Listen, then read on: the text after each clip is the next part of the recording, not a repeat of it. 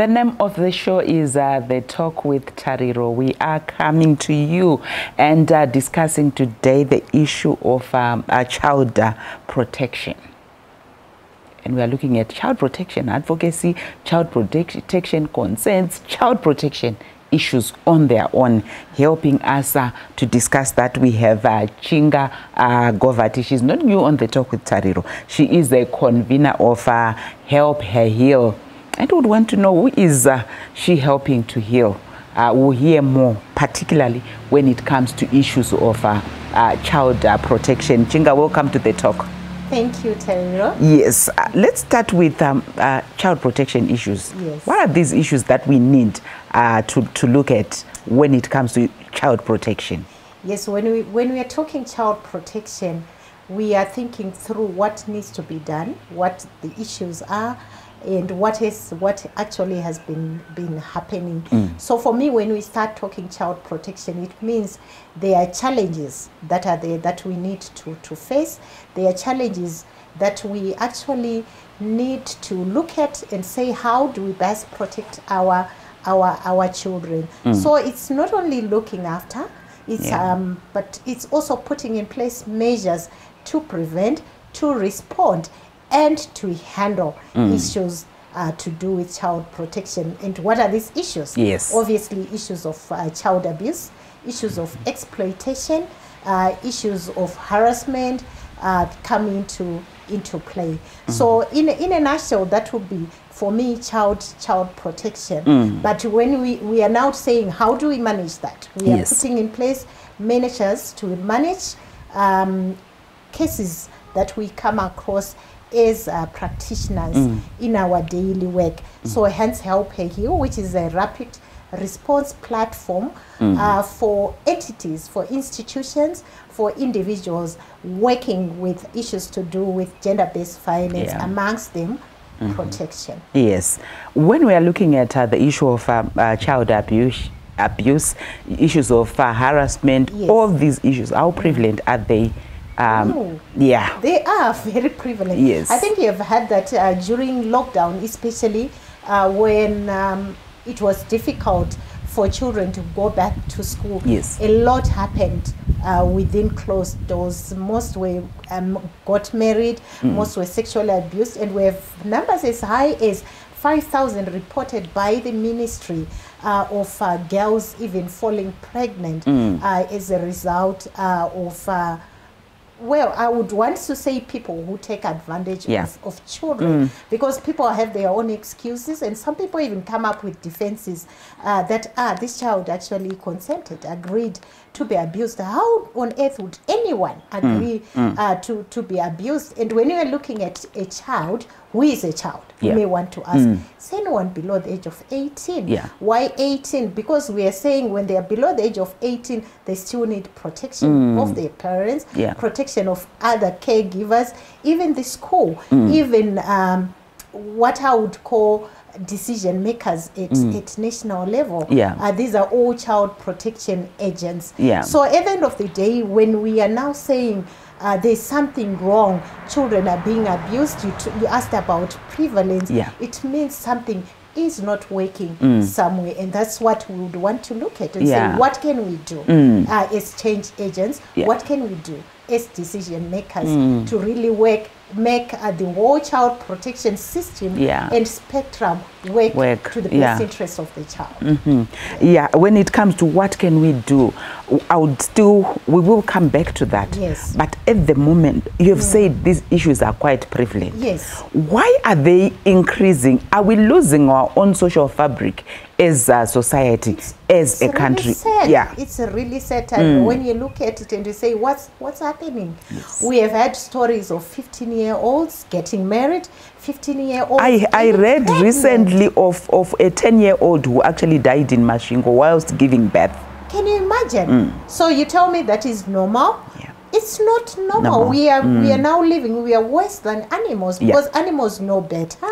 They don't go after their young ones.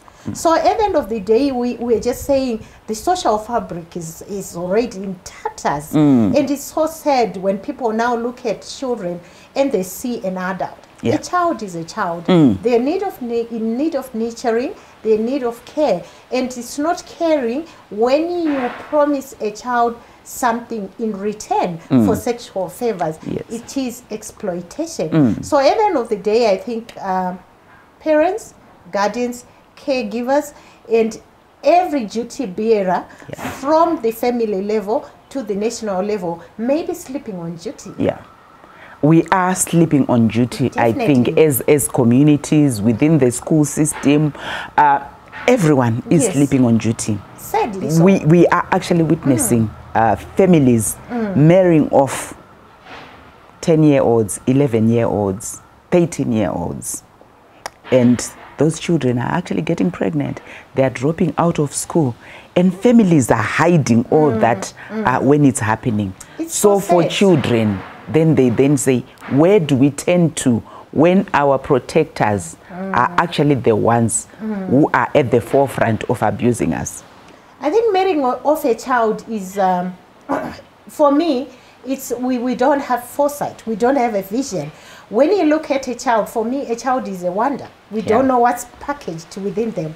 You see a child today who is born, I look at it and say, we actually don't even know who they are going to become when they become adults. Yes. But we can only know when we provide the necessary structures for them to be unveiled later on. And you say, oh, we actually didn't know we had a doctor in the family, because no child is born with an inscription on their forehead that they're going to be so and so. But when we provide the right support, the supporting structures, the beams of support around them, at the end of the day, we get to know what they are going to be in future. So when families do that, I think there's an economic loss to marrying off your little girl. There's an economic loss when we let our little boy, our little girl drop out of school for whatever reasons. So at the end of the day, we need to look to be futuristic and say, okay, if, for instance, we sacrifice now and invest in this little girl called Tariro, maybe tomorrow she's going to be a communications guru, an advocacy guru. So at the end of the day, I think families need to think of the future rather than think of short-term solutions to problems. Problems of poverty have always been there. For me, it's not an excuse. We can't say we married off our little girl because we are poor. I mean, when we're talking about poverty, sometimes it's just a meal for a day. Why don't we put in place measures? Why don't we think of structures that are existing in the community that can actually help us rather than marry off a girl? And finally, for me, Tariro, when you marry off a little girl and she falls pregnant at 10, by the time she's 18, how many children that girl have? And then she's coming back to you when she has 4 or 5 children, when she's HIV positive, maybe when she's even suffering from fistula, and you now have to take care of her and the road. So at the end of the day, you are creating more problems rather than finding a long-lasting solution to whatever problem is there in the family. Stay tuned. We will be back shortly.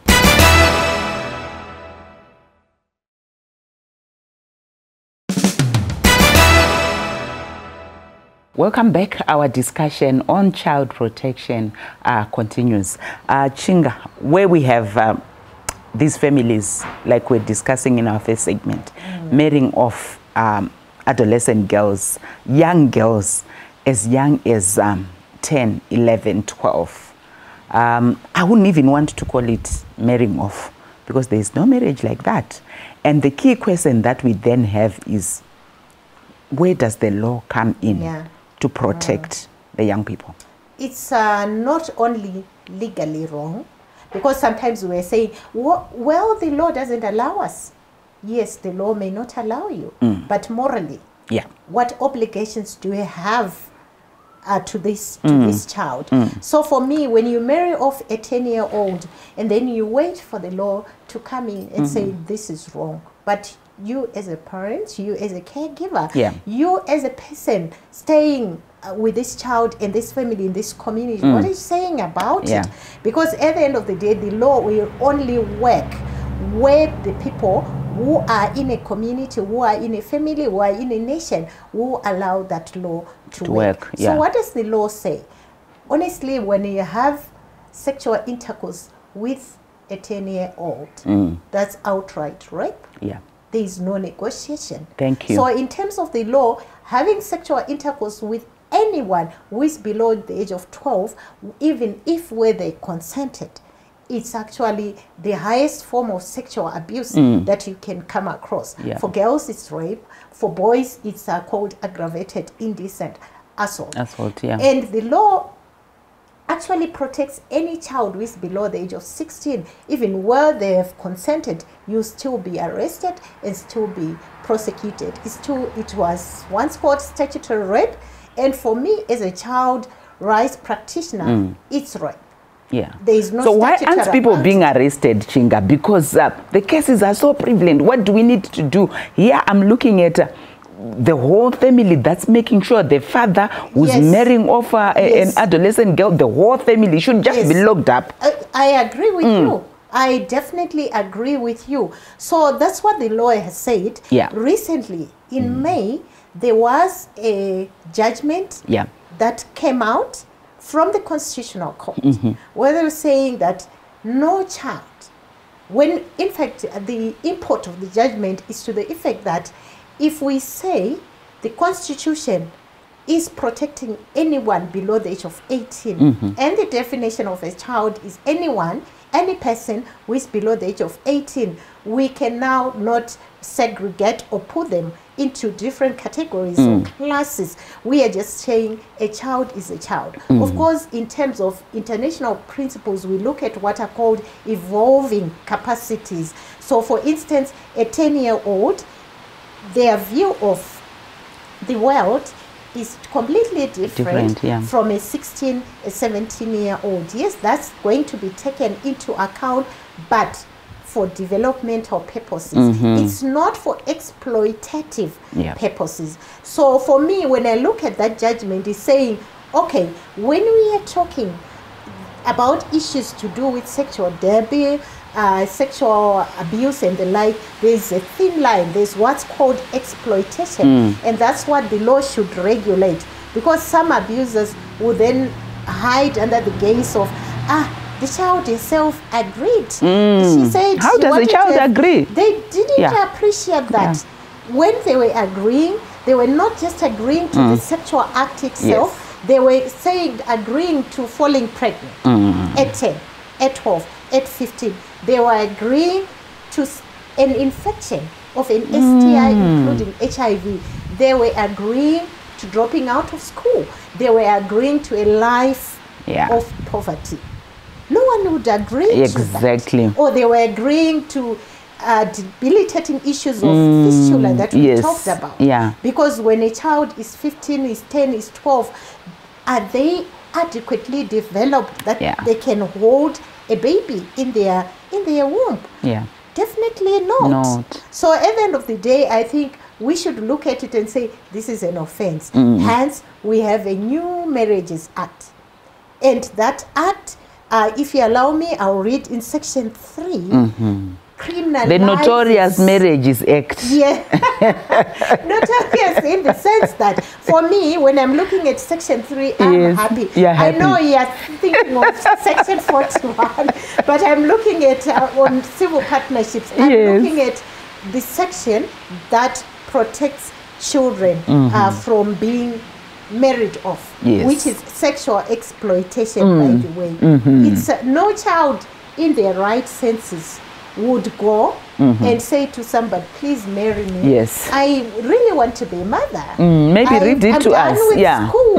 No child would agree to that. A child needs time to grow up. So what does it say? In section 3, it talks of minimum age of marriage, and it says, no person under the age of 18 years may contract a marriage or enter into an unregistered customary law marriage or a civil partnership. For the avoidance of any doubt, it is declared that child marriages are prohibited, and under no circumstances shall any person contract, solemnize, promote, permit, allow, or coerce, or aid, or abate the contracting, solemnization, promotion, permitting, allowing, or coercion of the marriage, unregistered marriage, or partnership, or whatever it is, through pledging, through promise in marriage. And then it goes on to say that everyone else who is involved, it becomes a criminal offense except the child himself or herself. Yeah. So that's the child protection we're talking about. The law is realizing that no child would make that conscious decision to get married, to allow yourself to be married off. These are the adults around him who are allowing this.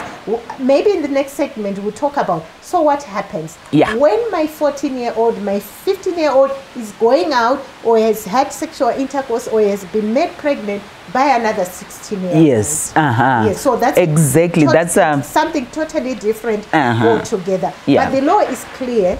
When it's saying no one should allow this, it means anyone who is above the age of 18 who is allowing that child to be in that situation where she ends up saying, I am Ningi, I am so and so, I'm married to this guy.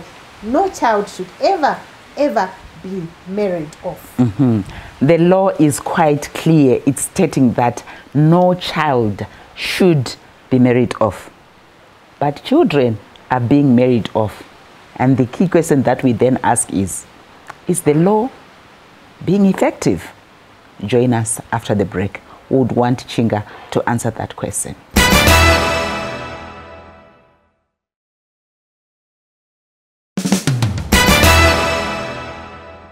Welcome back as we continue with our discussion on child protection. And before we went for the break, Chinga was focusing on the Marriages Act, Section 3, where she clearly articulated that it stipulates that no child should be married off. But in our country, it's almost like a pandemic where children are being married off. And we're then saying, if the law is there, is it being effective, Chinga? Like this Section 3, we know, we talk about the New Marriages Act. Is it already in effect, or it's something that is still to? No, it is in effect.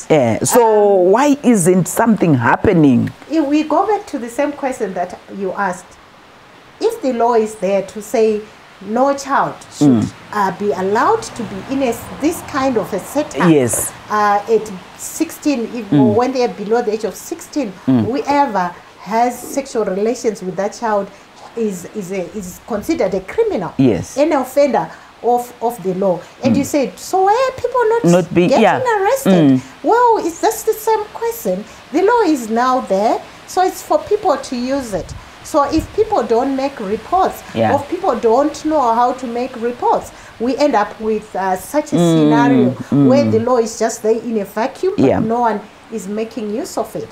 So we are now saying, when people get to know that there is a law that is saying it's an offense to get into that kind of a relationship, even a promise to marry that child, it's a criminal offense. Let's use the law.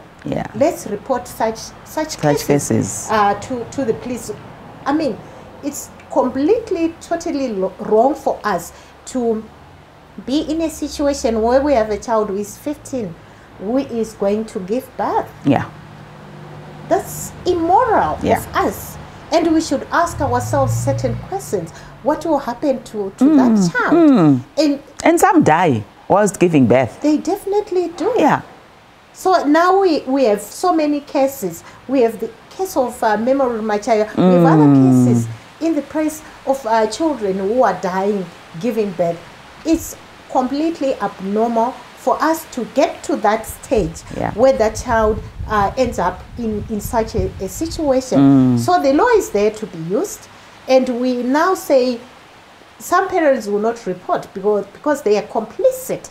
They are part of the whole deal. And the law is saying you can also be arrested if you are complicit. So it doesn't matter who you are. You may be the big aunt. You may be the big friend of the family who come and you do all the dancing and you relating at this marriage. You are complicit. And the law is saying you are part of the no Rora squad, guys. No Rora squad for children, please. Not at all. Yeah. It's completely improper. And when you read through that whole act, it has now given powers to even traditional leaders to be part of marriage officers. And the civic society, when they're lobbying for that, we're saying, okay, traditional leaders are closer to families in communities, so they are aware that Tariro, your 10-year-old daughter that you are saying is 16, because nowadays children grow up too quickly. It's actually 10. The traditional leader will say, no, but in my register, in my village register, this child was only born in 2012, so she must be 10. She can't be 16 as you are alleged. So these are structures that are meant also to be protecting our children. It's not for us to abuse them and say to the traditional leader, just marry her off. She may look 10, but she's 16, when you definitely know that your child is under the age of majority, which is 18.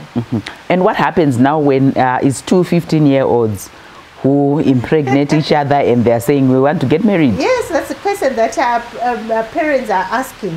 And saying what will happen when a child and another child gets into this kind of a relationship.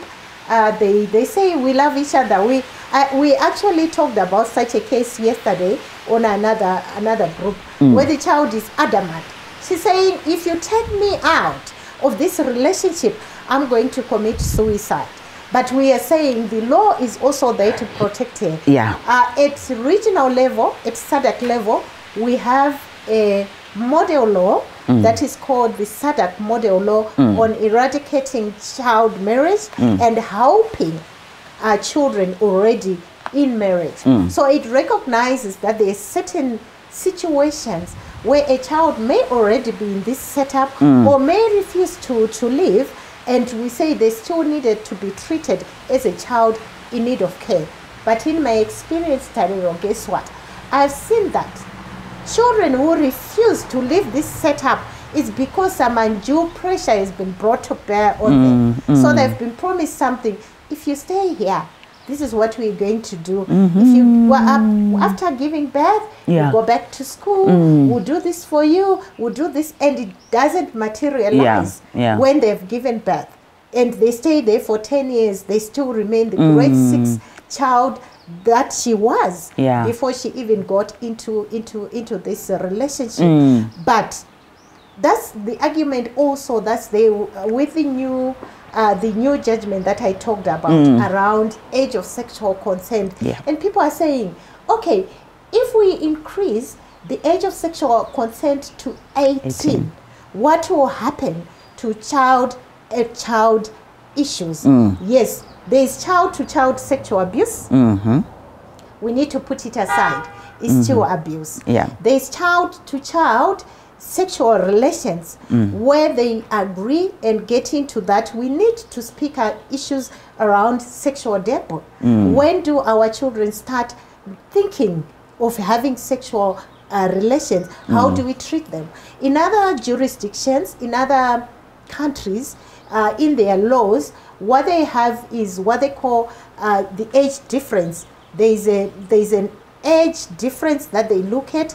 If, for instance, a girl is 16, the boy is 18, or the boy is 19, the law may not prosecute because they are saying, okay, we kind of give allowance for this to happen. So we look at the age difference. A 14-year-old and a 25-year-old guy, there's a difference of 11 years. There can never be any consent. We are now looking at an imbalance in terms of even their their mental their yeah. psychological appreciation is completely, totally different. Yeah, we are not even going to be able to finish everything. We are going to make sure that in future we bring back Chinga to finish off this whole discussion, because it's quite topical, it's worrying. We need to address it as a country. Until we meet again next week, it's goodbye.